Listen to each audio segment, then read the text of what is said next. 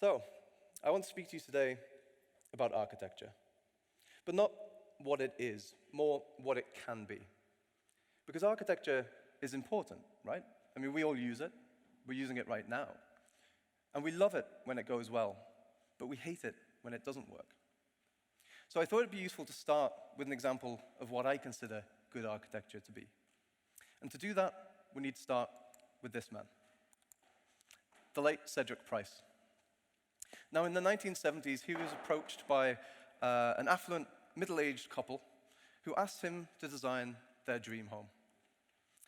And like all good architects, he started with a period of discovery, speaking to the clients to figure out what did they mean when they said their dream home. Now, soon enough, weeks turned to months, because he was struggling to get the same answer from the two of them. But what he managed to do as a good architect is take these requirements and put them together into a cohesive proposal. And he arranged with the clients to meet with them and present that proposal. And his proposal was that they get a divorce. Now, to me, this is great architecture. Not because of any building or any lack of building, but because of the honesty to provide the advice to follow a course of action that is suitable to the problem in front of him. And this is something I think that architecture needs to do more. Essentially, to stop prescribing just buildings, but to prescribe whatever is best for the situation. Now, it's not just a case of honesty. I would argue that today, it's a case of necessity. And the reason I say that begins with this graph. So this shows the rate of unemployment of architects from 2005 to 2015. Now, 10 points for guessing where the financial crash happened. But if you look closely, you can also see something else, which is the month I graduated architecture. So I went into the profession at a time where 1/3 of architects were either unemployed or underemployed. And to add insult to injury, the year after began a decade of austerity. Now, things improved over those years for the employability of the architect, but they didn't for our cities. In those 10 years, we saw homelessness reach levels we had never seen before. We saw more than 2,000 public toilets closed across the country. We saw more than half of councils sell off parks, and we saw 1 in 5 public libraries closed. Now, these are all really important things in terms of how we live and enjoy in our cities. But for me as an architect, it wasn't my job to do anything about it. Because as an architect, you're not asked what should happen. You're asked to design what is already going to happen. Essentially, you provide a service for a client. And every client brings with them 3 things: a site, a budget, and a brief. Now, if you're an architect who only does buildings, if you just miss one of these things, there's not a lot you can do. With no site, there's nowhere to put a building. With no budget, there's no money to pay for it. With no brief, there's no reason to do it. So how can we hope to tackle the issues that were happening in our cities all around us when they weren't being served to us as architects by clients with these ingredients for a building? Well, this is a question I've been asking myself for over a decade. And what I'd like to do today is show a few examples of how I've tried to work around these constraints and work in areas where buildings wouldn't tend to work, where these things are missing. And the first example I'd like to show you is what happens when there is no site. Now, as I say, when there's no site, there's nowhere to build. And as our cities become more dense, it's more and more difficult to find space to build. And this is especially the case if what you want to build, or create, is green space, which is vital to our well-being in cities. But for something that's so vital, it's under so much pressure. As I mentioned earlier, parklands are being sold off, and there's so little space to actually insert it. Now, London, you might say, it does quite well. About 2/3 of London is green space, but of that green space, 1/3 of it is private gardens that not many people can access. 2/3 of it is parklands. But what kind of engagement with nature do you get in a park? It's a very spectating thing. You're not allowed to dig up and start planting your own things and tend to seeds and nurture growth. Now, if you want to do that, you could try and get an allotment. But the demands for allotments are so high in London, the Camden Council's waiting list is over 40 years. So how do you actually start to increase the ability to engage with nature in a city that's already full? Well, to answer that question, I started with an adventure. And it was an adventure that I had taken a year before. Because as an architect, my job is to understand the city. And that's a responsibility I do take seriously.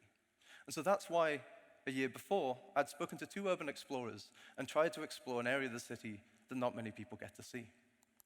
And that is the London sewers. So we broke in illegally. Statute of limitations is okay. And we made 2 trips for 4 hours each, going through what was once the River Fleet. And among the many memories I'd rather forget, there was one that really stood out to remember. And that was that underground, we have a really fertile area flowing underneath our feet that, for obvious reasons, is kept apart from the above ground where we want to actually experience gardens. So I wasn't going to propose a community garden in a sewer, but what could I do to find a sanitized version of this? And to that, I looked to the other kind of underground, the London Underground. Because the London Underground began in the 1860s. It was the first underground railway in the world. And it was made by digging large trenches throughout London that were then covered up. And they had steam trains on these railways, and so there were ventilation shafts required throughout the length of the track. So these huge gaping holes in London, over 30 of them running through the city, all hidden behind high walls. You might never even know if you've walked past one. And here was where it brought together the above ground and the underground, the microclimate of fertile growth and the light and occupation above. So I proposed that we make hanging gardens, that we hang gardens in these ventilation shafts, these huge openings, these pockets of missing land across London. And what we can do is we can start to make use of that microclimate because it's unique and it's incredibly fertile. It's moist, it's warm, with the mechanical ventilation on the trains in the London Underground. And it's also got its own pollinators, mosquitoes who got into the trenches when they were first built, that have actually evolved into a completely separate species. And so I worked with botanists at UCL, and we calculated that we could have subtropical growth throughout the year in this microclimate. And so we can start to create really unique community gardens throughout London, where once there would be no opportunity. And in this case, the absence of a site wasn't a constraint, it was a catalyst for finding something unexpected. And the project, as fanciful as it seems, actually nearly got to a pilot stage with TfL until, appropriately enough, the budget was cut. Which leads me on to the next thing. What do you do when there's no budget? Well, money is a driving force behind architecture. It's why the profession is usually the first and worst hit economy, well, part of the economy, in any financial recession. Because when there's no money to spend, nothing gets built. But what do you do when there's not only not the money to build, but there's also not the money to sustain? Well, that was the case with libraries. With libraries, there was no budget. And so not only would they close, but they wouldn't even have the budget to keep the books. And so en masse, across the country, libraries were getting rid of these books. They were being sold for pennies by bulk, or they were being pulped and destroyed, taken away from the communities they were meant to serve. So what I wanted to do was to redistribute these books back into the community, to create a kind of micro-library network across the city that could start to use the urban grain of the city itself to become a kind of urban referencing system, where books about the area and about the history of that place could start to be kept there. So these alleyways, for example, off Fleet Street, were where we housed books about printing and journalism. And the books were kept in kind of weather-tight containers that were made from the materials salvaged from the demolished libraries. And they referenced a part of libraries' past. Because before the 1960s, if there was a book that was considered obscene, it wouldn't be kept on the library shelves. It would be replaced by a wooden block. And as a customer, you had to take that wooden block and sheepishly take it to your librarian and ask for your rude book. But since the 1960s, that changed, and suddenly books can go on. And so I felt that that was a really fitting symbol for all the books in the country that were being taken off the shelves, for those wooden blocks to start to house the books, to put them back into people's hands. Now, libraries were fairly straightforward, because the problem was clear. There were protests about it, there was press articles. But what do you do if there is no visible brief? Now, this was the case when I came to look at homelessness. Because we all know the answer to homelessness. It's to provide a stable home with wraparound support. But when there's no brief to provide social housing and affordable housing, there's no mandate for an architect to actually do anything.